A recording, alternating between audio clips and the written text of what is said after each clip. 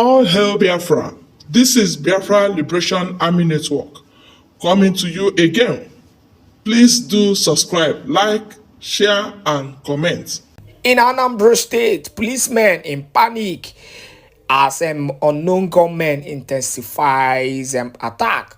And so the matter coming to us is that the Anambra State policemen are in panic mode as unknown gunmen intensify attack, and this is coming few days to the commencement of the historic 30 days sit at home that the Prime Minister Simon Ekpa has announced. It is going to go woto woto because plenty boom boom and woto woto go happen for Biafran land because the Prime Minister Simon Ekpa in his quest to regain freedom for the for the leader of the indigenous people of Biafra in the person of Mazenam Dekano, and for the freedom that he has been pushing, he has been on the forefront for, is making sure that the Nigerian government do not see peace until they do the needful. Without wasting much of your time, we could give you the news in detail. The news reads: gunmen masquerading as secessionists have intensified their attacks on security operatives in Anambra State. Let me warn you, please do not mind the kind of words, or rather the statement the Nigerian media use in addressing the Biafran struggle. The reality is that they see Biafra as anybody fighting Biafra as a terrorist, but the reality is that the real terrorists is still the bandits and the politicians, and also these evil men who have destroyed and killed innocent Biafrans. But let us continue with the news. This has led to casualties on the part of police forces and in some cases on the part of the government too. Two recent attacks have shown that those behind the attacks are not relenting. In Nnewi and the Nobi, policemen paid the supreme price during those recent attacks.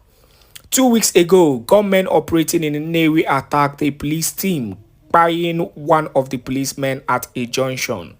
Sources said the incident happened at about 9 a.m. and that the attackers, when repelled by the policemen, threw an improvised explosive device at the police team, leaving one of them fatally wounded. Also, a week after, another police officer was feared dead as gunmen attacked another police checkpoint in Nobi, Idemili South local government area of Anambra State. The latest attack gathered occurred at about 6:30 a.m. on Friday, August 16 at the checkpoint beside Nobi Police Headquarters. It was further gathered that the gunmen engaged the policemen in a gun duel that lasted for about an hour, during which one of the policemen, simply identified as YB, was fatally injured. We continue with the news. The deceased police officer was said to be the driver of one of the police vehicles. Sources said the hoodlums lodged in a house close to the checkpoint at the compound of a woman identified as Mama Amanda. They were said to have broken a wall through which they entered the compound and forced the residents to open the gate to drive into their cars. They were also said to have collected the handset belonging to the residents and forced them into a room and warned them not to raise the alarm, failing which they would be shot.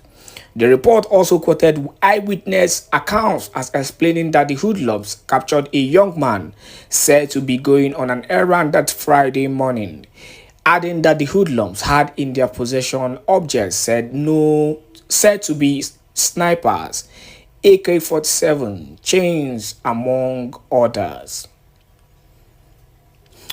In both accounts, the police command headquarters in Anambra confirmed the development. Let me stop here, because, one thing the Nigerian police force have continued to do, in the case of the so-called insecurity that they are the one, bringing, is the fact that they continue to term the Biafran groups who are legitimately fighting for the freedom of their people as the culprit who are making sure that there is insecurity in the southeastern part of the country. But let me make you understand one thing. You know, the Biafran Liberation Army, the Prime Minister Simon Ekpa has maintained one stance since the emergence of his struggle for the freedom of his people. And that stance is to make sure that, first of all, the leader of the indigenous people of Biafra, Anambra, is released. And secondly, for a well-organized referendum for Biafran freedom. Anything other than that is just a mere propaganda from the Nigerian government to bring down the struggle. And I will prove that to you.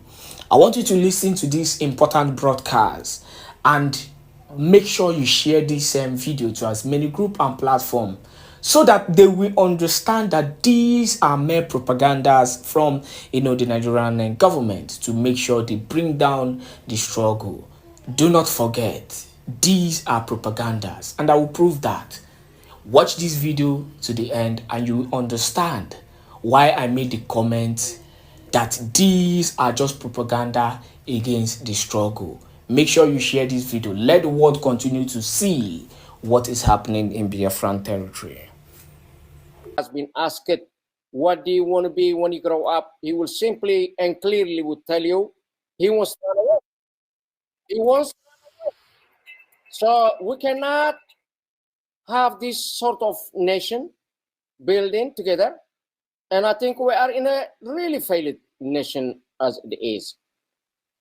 The nation is going the wrong way. The gentleman goes towards the Russians, Chinese at this moment. And we are, as a transitional government in exile, yes, we are pro-West. Yes, we are pro-democracy. Yes, we are pro-justice and for the rule of law. So all of our efforts, even though we have independence, we never had the freedom for the people. Therefore, this is our fight for our people, and we tend to get it to the highest level. And I think in this juncture, it is about time. The time is due for this despotic government. Maybe it's time to leave the nation. Whatever happened did happen.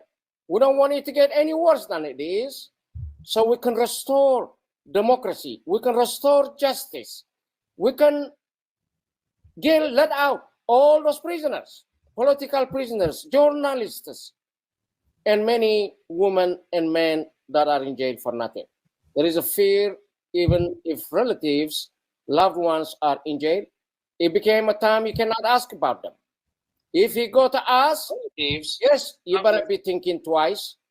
And so the people are living in the dark. No wonder they called us the North Korea of Africa. Plus, even worse, you know what North Korea does, but ours, we were given the name the North Korea of Africa, and that would explain a lot. So without saying much, yes, we are not fighting for independence, but yes, we are fighting for our freedom, a freedom at home. And this is what we are fighting as a transitional Eritrean government in exile. Thank you very much.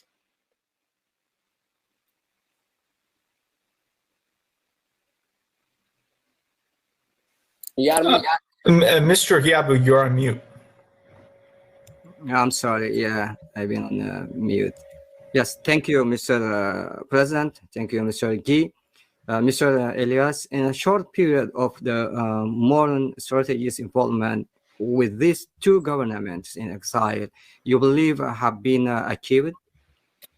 We've achieved enormous success for both the Biafran government and the Eritrean transitional government within just a 2-month period. In the case of Biafra, to be honest with you, when we initially established the relationship with the Prime Minister, there had been, I would say, a minimal or negligible knowledge of Biafra in the United States. Even U.S. officials who dealt with Nigeria were really not aware of the Biafran issue. And we've arranged for the Prime Minister, as well as other members of the government, to meet directly with congressional officials, members of Congress, senior advisors, senior staffers, people outside of the government who are very influential, the think tanks. And within a short period of time, Washington, D.C. has gone from not talking about Biafra to now, as I mentioned previously, being written about in one of the most prestigious think tanks in Washington, D.C., the American Enterprise Institute. So I think it's been an enormous success, and this is just the beginning. And what we've really been focused on is developing the awareness, because once you get the awareness, then you get the support. And this is very important for your viewers who are both the Eritrean viewers, our Biafran friends, to understand, is diplomacy is a two-way street, right? One of the things that I've noticed in some of my conversations with our diaspora supporters is that some of them have the assumption that the U.S. government should somehow be able to read the minds of Biafra, read the minds of the Eritrean opposition, to that without educating them, somehow they'll know what to do. And if the U.S. government doesn't help, it means that somehow they're to blame. That's completely absurd. Diplomacy is a two-way street. If whether it's the Eritrean justice movement, the Biafran justice movement, if you want the U.S. to do something or the international community to do something, you have to educate them, give them the facts, give them the figures. That's what the lobbyist does. Tell them what it is you want from them, and then most likely they'll do it. Rather than not educating them, somehow expecting that they know what you want, and then blaming them when something doesn't happen. I mean, that's completely illogical. So, that's why lobbying is important. And in addition to our lobbying, programs such as these are so critical because we are educating the population as to why lobbying is important, why educating is important, why diplomacy is important, and how that interplays. Now, so we've basically gone Biafra on the map within a short period of time, and we're going to have a huge explosion these next few months in terms of our activities. This is just the beginning. We have a lot of things in the pipeline, and so Nigerian government needs to be more nervous in the coming months. Now, when it comes to the issue of Eritrea, there was a little bit more awareness than the Biafra issue. Not a lot more, but a little bit more. But here is the problem, and I'm going to be very frank. And again, I'm going to go into how we've been so successful in terms of the transitional government. The main issue that the U.S. government has had, or opponents of Isaias Afwerki have had in the U.S. government, is there was always the expectation that the Eritrean opposition, quote unquote, would at some point reach out to the U.S. government and work with them in order to remove Isaias Afwerki. And over time, the U.S. government became very surprised, and we've had private conversations. I've had many conversations. They just became surprised after 10 years, 20 years, 30 years in terms of why is the Eritrean opposition not meeting with us? Why are they not reaching out to us? Why are they not coming to us to work out a strategic plan on how to get rid of Isaias Afwerki? Why are they seemingly talking endlessly amongst themselves, talk, and more talk, and no action? So over time, people in the U.S. government became more and more disgruntled with the Eritrean opposition to the point where it seemed like, okay, these people are never going to get their act together. Now, that's why I think there was an openness within our government, frankly, to look at some other alternative in terms of saying, well, if the Eritrean opposition is incapable of organizing themselves, maybe we can play a role in helping organize them if they can't get their act together. And, President Badarai emerged on the scene. He created the government in exile.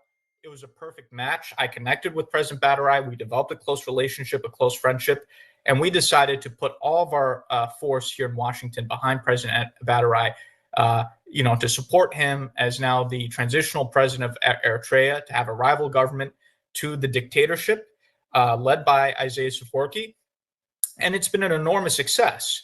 Now, I understand that this has created a little bit of controversy. Of course, the Isaias Afwerki is freaking out. He's having his government put out press releases attacking us, attacking President Badarai, because they're scared. They've never seen an opposition leader being so effective. Isaias Afwerki has just been used to opposition leaders defeating themselves. So he never had to worry. Now he sees someone who's effective and has the support of the U.S. government, and they're completely losing it. But you also have some people, some of our dear friends in the opposition who are frankly a little bit jealous of President Badarai, a little bit complaining as to why is he the leader? Why are we not the leaders? And why are we, not having an input in electing the government in exile? We should be involved in choosing the president in exile and, this and that. And, my response to that, to those people would be, you have 30 years to get your act together. The U.S. government was waiting for you to come to them, to work with them, to get rid of Isaias Afwerki. You failed to do that. So if you have anyone to blame, you should blame yourselves for not having your act together. If the Eritrean opposition got its act together earlier, I don't think there will be a need for the government in exile, or there would be a need for the U.S. government to be invested in the government in exile. This is being done because the Eritrean opposition has failed the past 30 years. I'm just being very honest about it, and I think people in the opposition need to hear this tough medicine. Enough with the nice talk. They need to hear the truth that they failed, and that's why people in Washington, like myself, that's why people in the U.S. government are getting behind President Badarai. If they're upset about that, they need to get their act together. And we could look at, what we could do with them once they get themselves together. So I just want to put that out there in a very open and honest way. With President Badarai, we've seen the success. It's public. We're not hiding anything. We saw the meeting with Congressman Sherman, which he tweeted about. We saw the meeting with Ambassador Tibor Nagy, former Assistant Secretary for African Affairs under Trump, and former U.S. Ambassador to Ethiopia. He tweeted about it. And this is just a little bit. We've had many other meetings. Congresswoman Betty McCollum, other members of Congress. We've had a lot of momentum, and this is just the beginning. You're going to see more and more support coming from the U.S. government. I think eventually what's going to happen, especially as the Horn of Africa becomes more unstable, is we already have many people in the government who view President Badarai as the legitimate president, not Isaias Afwerki. I think once the Horn of Africa moves towards a conflagration, and we see what's happening with Somalia, Somaliland, Ethiopia, the Horn of Africa is a powder keg waiting to explode. But I think, once we get to that point, we're going to push for a more formal recognition by the U.S. government of President Badarai's government. I think the best analogy would be, in this case, for a period of time under the Trump administration, the U.S. government recognized Juan Guaido as the legitimate leader of Venezuela over the Maduro government. So similarly, I think we're going to move in that direction where at some point the U.S. government's going to more formally proclaim that President Badarai is the legitimate leader of Eritrea and not Isaias Afwerki. And again, if there are people in the Eritrean opposition who are upset about this, they should blame themselves because the U.S. government has been chomping at the bit, eager to work with them, and they've never showed up to Washington, D.C. So again, I would say to members of the opposition, either get in line, get it behind President Badarai because the train is leaving the station. So either support us or stay on the sidelines. What they should not do is try to be bitter about this and make complaints about, why they're not, leading this and why President Badarai is leading this. They should not be doing that. Either they should be supporting us, and a lot of groups are consolidating around President Badarai, or they should be on the sidelines, but they should not be complaining. So, that's the context where we put Biafra on the map, enormous success. December 2nd is going to be the redeclaration of the Biafran state. We're going to get, all the support here in Washington for that. Nigeria is going to be toast, if not formally, but then at least de facto. And similarly with the Eritrean transitional government, we're moving towards a more formal recognition of President Badarai as the legitimate leader of Eritrea and over Isaias Afwerki. And then, when that happens, we'll decide, what to do from there. So, I just want to give you the overview, and I want to speak very frankly, because I think the time now is to have frank discussions, not to, play around the edges. And so I just want to put everything on the table for you, and I hope this was helpful. Thank you. Thank you for all of that. My next question is going to be, I'm sorry, I have to go back to the screen. Okay.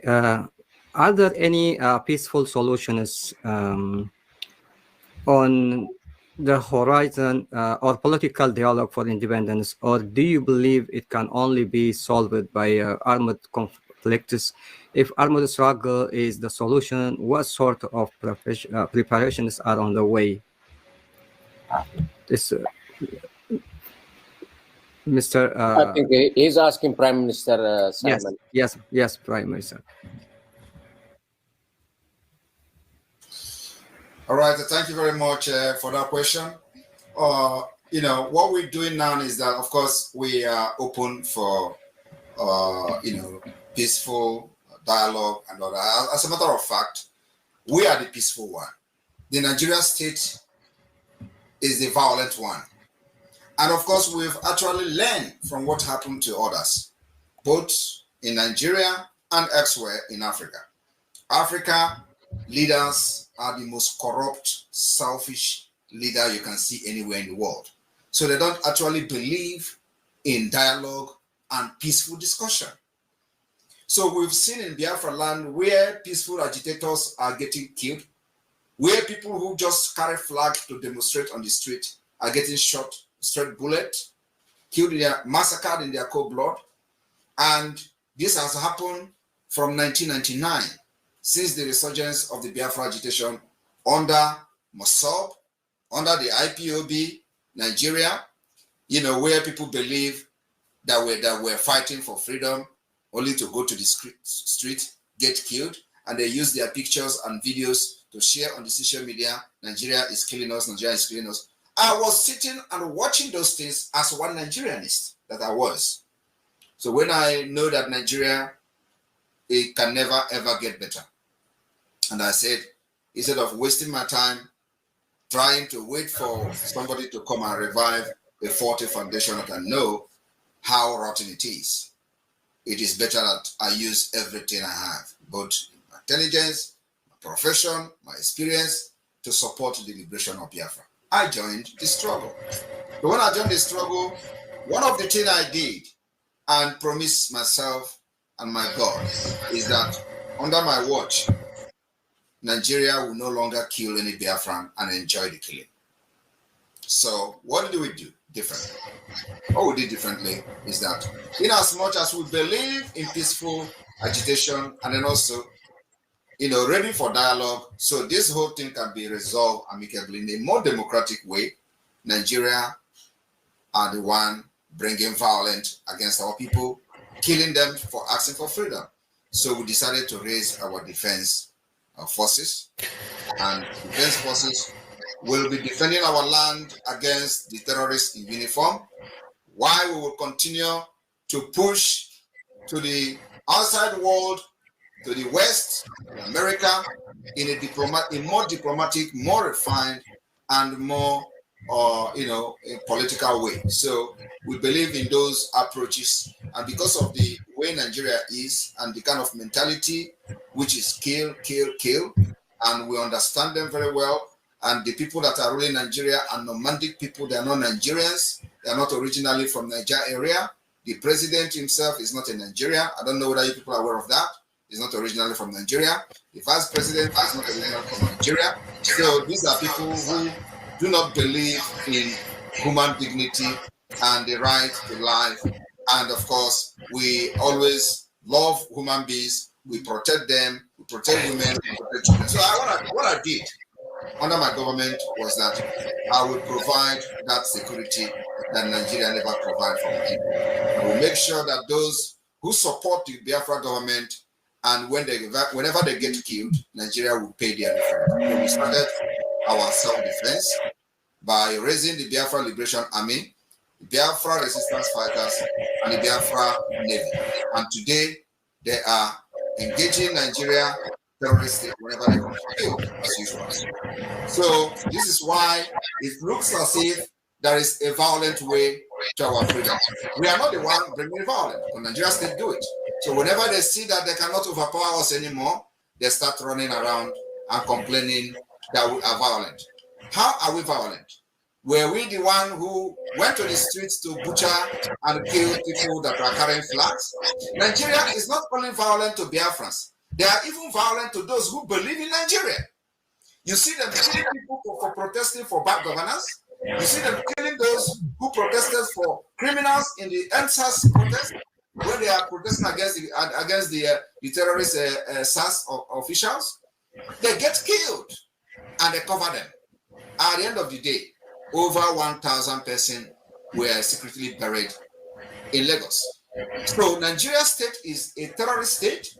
Using violent states on them is just to give them some kind of accolade. They are terrorist state, and so anybody supporting Nigeria is actually aiding terrorism. And that's why we are ready. And so it looks as if there are people who are violent or violent agitators. There is no violent agitator. All we do is to defend ourselves to make sure that Nigeria will never have a field day killing Biafrans again. If you check the past, from 2016 to 2017 to 18, they killed and massacred Biafrans in the field of Biafra, and nobody has been held responsible. This is the reason it looks as if we are throwing the pathway of violence. And of course, we respond when a government is bringing violence. You do not fold your arms. You will respond with violence. And of course, you need to even have a superior power to be able to withstand the kind of barbarism from the Nigeria state. And that's what Biafra have done very, very well. Thank you.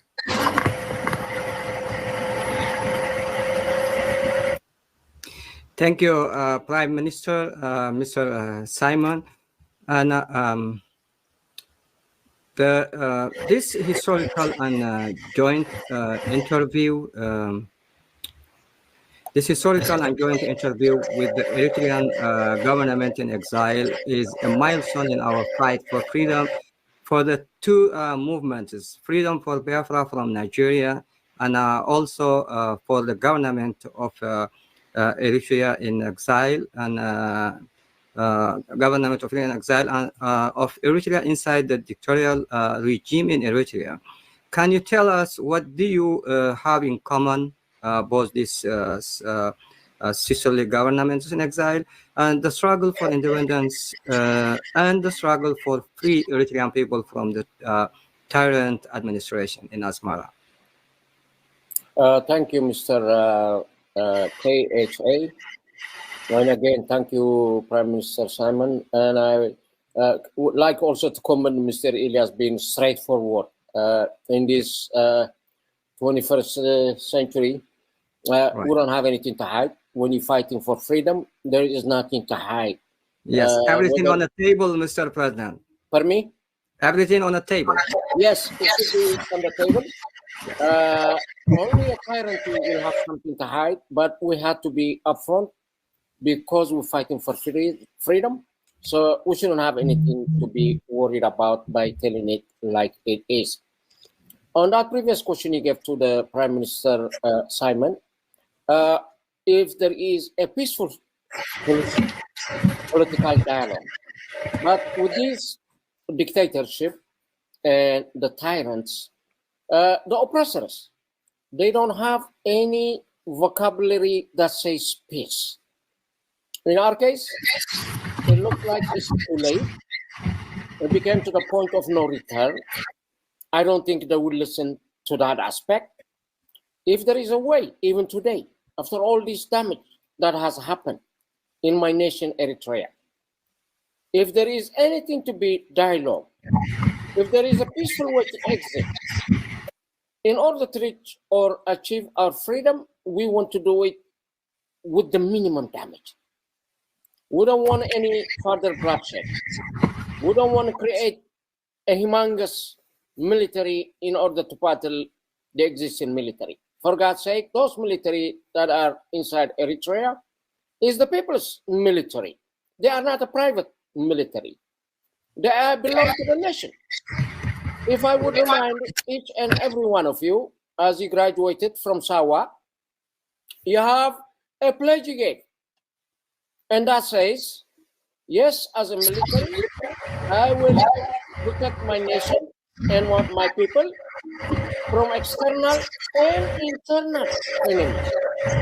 Repeat it from external and internal enemies. So, I still want to remind you the biggest enemy is the internal one that is looming and causing all this harm among each of us. As we know, he lives in our differences. So we have to minimize our differences in order to know and identify and target the enemy. Coming back to your question though, what do we have in common? Well, injustice in one place is injustice everywhere. If we are claiming we've been unjustly treated, the same goes for the Biafran people. By the same token, something that we have in common also, the Biafrans are also indigenous people. So do we have 4 different indigenous people in Eritrea? That has been recognized through the United Nations. I think they deserve their freedom, their human right intact. I think they should be treated even well known throughout the world. But because of that indigenous movement for all of us, I think we have a big thing in common. Again, even coming as a pro-West for democracy, we both governments are working to restore democracy. And I think this is the biggest binding point we have in order to work together. The minute we met through the Office of Moran Strategies, we decided, yes, in order to elevate each other, yes, we can work together. Yes, our causes are just. Yes, our causes are righteous for our people. Therefore, yes, there is a lot in common for us to work. And I think it is not about if, but when. Yes, we will prevail, and our people, both sides, should be free. With that, I will yield my platform to you, Mr. KJ.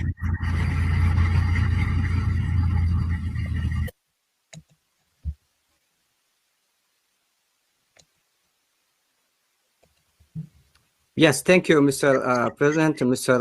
Bahadurai, Mr. G. Mr. Elias, can you give us looking forward and in the future what we can be achieved or expected from the modern strategies incorporation for these 2 governments in exile? Yeah, so let me expand a little bit about in terms of what I said previously, which is connected to your question.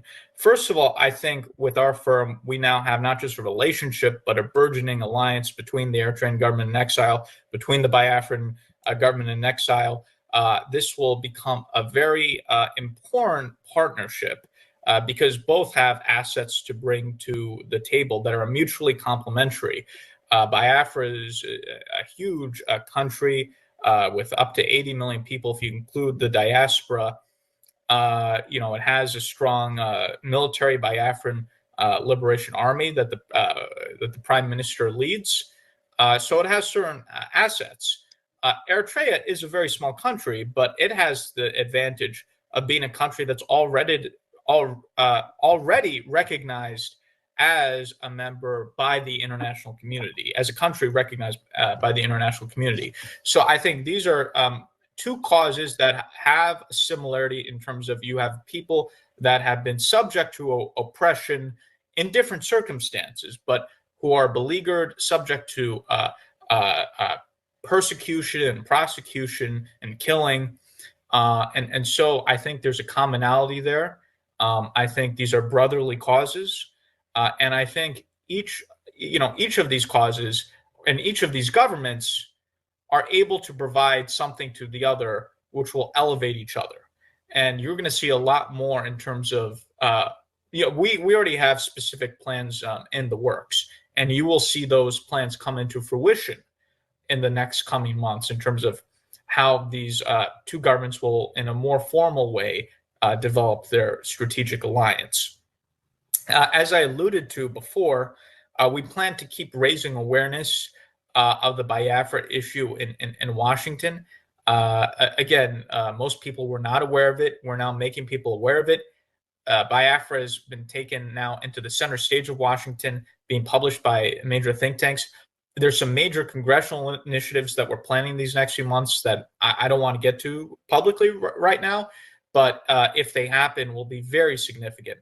And we're also working with our colleagues in Congress and elsewhere to create additional support for this upcoming convention in Finland. And I'll let the Prime Minister speak more to this. There's a Finland convention between November 29th to December 3rd, where you're going to have the signing of the redeclaration of independence, the restoration of the Biafran state, the signing of constitutional documents, strategic alliances, and so forth.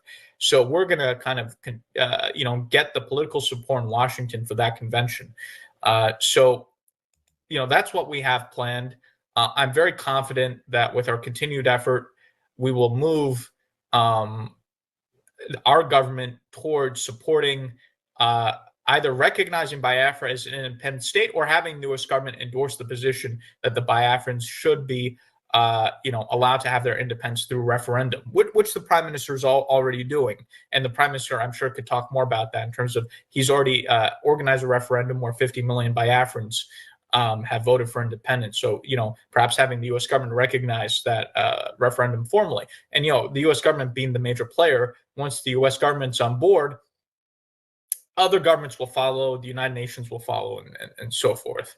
And as I've said, we continue to raise the awareness about the Eritrean transitional government in exile and continue to call out the dictator over there. And there's a lot that we're discussing. We've had conversations about potential legislation, potential resolutions, potential even speeches or what have you. So you're going to see a lot more coming. If the Eritrean government is freaking out over some of these meetings that we've had, they haven't seen anything yet. This is just stage one. People are not going to believe it when we get to stage 2, 3, 4, and 5. And I'm hoping that as we do this, we already have a consolidation because of our success of the smaller groups into the government in exile. The Prime Minister, the President, recently was in Addis, Ethiopia, had a major conference where, for the very first time, rather than just infighting, the smaller groups decided to coalesce and come under the umbrella of the government in exile. We're hoping to continue this as we get more success, as we continue to engage with the U.S. government. We're hoping more and more of these smaller Eritrean opposition groups consolidate under the government in exile. And I'm particularly hoping that the youth who are so active, the Blue Revolution leaders, the Brigadam Hamadou, if I'm pronouncing that correctly, that those guys come under the tent of the government in exile, and where we could, and we're happy to do this, provide them with mentorship, political training. Our lobbying firm with the president will train them, and we want to get them from fighting with people in these festivals, move that from that to fighting the political fight, fighting in Congress, fighting in the State Department. We would love to bring these young people who are getting into fights at these festivals, training them, educating them, and then bring them to Congress, a group of them, maybe 10 of these Brigadah Hamadou individuals, President Badarai and I and my Congressman Moran, we bring them to Washington, show them around. They need to get to this next stage because, if all they're doing is talk, again, they have the young people. I want to speak to the young people now. The young Eritreans have to learn from the mistakes of their predecessors. They cannot do the same thing, which is talk endlessly amongst ourselves and not do anything. Because if all they're doing is talking amongst themselves and not doing anything, then they're going to be another failure, right? And we don't want that. We want them to be successful. We're here to extend a hand to make sure they're successful, to provide them with the guidance that they need. So I am very optimistic. I think we're going to get Biafran independence, the U.S. to support that. Again, it's going to take time and effort. And the same thing with the Eritrean transitional government, because again, we have 535 members of Congress. We have the White House, we have the State Department, we have National Security Council. You have people outside the government in the think tank community that have a tremendous amount of influence. So there are hundreds, if not thousands, of people that need to be educated, that need to be engaged in order to influence U.S. policy. So in the cases of both the Biafran cause and the Eritrean cause, these are going to be long-term projects. This is not just going to be us lobbying for a month or two. This is something we're committed to doing for many years in order to develop the powerhouse in Washington. In a short period of time, we've already gotten tremendous support, more than I even anticipated. And again, I'm very confident that we're going to get an independent Biafra, and the U.S. is going to get behind that. I'm confident we're going to get rid of the dictator, Isaias Afwerki, and the U.S. is going to get behind, or is already behind, but more formally proclaim their support for the transitional presidency of Mr. Badarai. So we're in the right direction. We're going to be successful in both cases. I think the only question is timeline, right? How fast are these things going to happen? And when it comes to that, there's some externalities that are outside of our control, right? We have an election coming up. We don't know what regional events might happen, but we're controlling the things that are under our control, and we're moving in the right direction. I'm very confident in both the Biafran cause and the Eritrean cause. We're going to be successful. I'm very confident in that. Thank you, Mr. Elias, for all this. Prime Minister Simon Ekpa, we heard you have offices through the globe, and we understand shortly that that you are planning to announce something in Finland. Can you tell us what the announcement would be and what you plan to achieve by it? All right. Thank you very much. And if we all can be muted, so because there are some kind of interruption that is not actually technical, so if everybody can be muted so that the noise will be reduced. Yeah, thank you for that question, and thank you, Elias, for bringing up this issue of Biafra Convention that is coming up in Finland, and we've have extensive discussion on that, and President Badarai as well. What we intend to do, first of all, let me make a comment on what we have in common before addressing that question. We have in common two government that has failed, failed state. There is no other way to describe this situation other than failed state. Two, we have government that are nomadic, that are practicing nomadic system. What I mean nomadic system is another word for tyranny. It's a nomadic system of government, not democratic. So there is a solution here that we are bringing to the table to bring more advanced democratic system to this both wonderful and beautiful nation, Biafra and Eritrea. That's the what we are bringing to the table. So when the state has failed, we shouldn't allow it to continue. Otherwise, the anarchy will become the norms. And we don't want that particular anarchy to continue. The Nigerian side is even more dangerous than any other part of the world. There is nothing you can't see in Nigeria. Having said that, we have decided that for the past 50 years, since after Nigeria massacred our children, up to 3 million of them, there has not been any clear pathway to exit Nigeria until now. So we decided to go into more organized liberation movement that will consolidate different mechanisms, political approach, diplomatical approach, and the defense approach, which is the armed struggle approach. We didn't, carry arms in the first place. It has become necessary for us to carry arms. So what we intend to do is that we have been able to lay this particular background and structure. The formation of the Biafra government in exile has given this foundation that is needed, that was lacking for decades.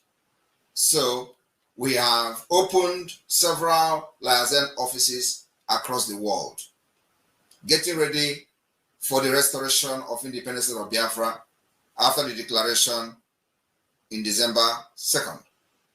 So on the 29th of November, from 29th of November to 3rd of December, we are going to have the second convention of the Biafra declaration in Finland. We had the first one in 2023, October, and that where we had some adopted some kind of resolution. We had what we call the Helsinki Declaration, which is the Charter of Biafra. We had alliance, which went into official alliance agreement recognition with Amazonia, and after that, after the convention, we begin to activate the strategies that we have, which is the political approach. So on the 1st of February 2024, we started the Biafra self